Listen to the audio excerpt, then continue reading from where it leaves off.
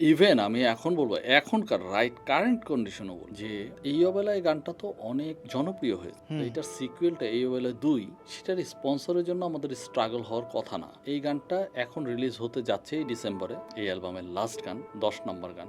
২ বছরের বেশি আগে আমরা এটা শুট করেছি, থাইল্যান্ডে গেলাম, শুট করলাম, বিশাল বাজেট খরচ করে আমরা শুট করেছি। এখন স্পন্সর হওয়া মানে কি, সেটা সেই অর্থ যেটা আমরা ইনভেস্ট করেছি সেটা ব্যাক পাওয়া, ব্যাক তো হইতে হবে, নাইলে ইন্ডাস্ট্রি বাঁচবে কিভাবে?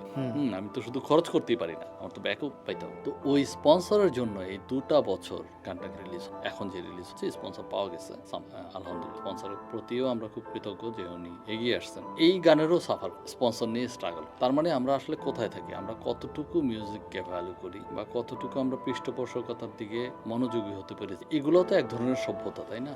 আমরা উন্নত বিশ্বে কিন্তু ডিফারেন্ট চিত্রটাই দেখি, যে কারণে ওদের আর্ট, যে কারণে ওদের গান এতটা এগিয়ে যায়, কারণ ওরা আসলে ওই নার্সিংটা পায়, হ্যাঁ, ওই পৃষ্ঠপোষকতা পায়, ওরা অতটুকু হেল্প পায়, কোঅপারেশন পায়, শুধু মানুষের কাছ থেকে পায় না, গভর্নমেন্টের কাছ থেকে পায়, প্রতিষ্ঠানের কাছ থেকে পায়।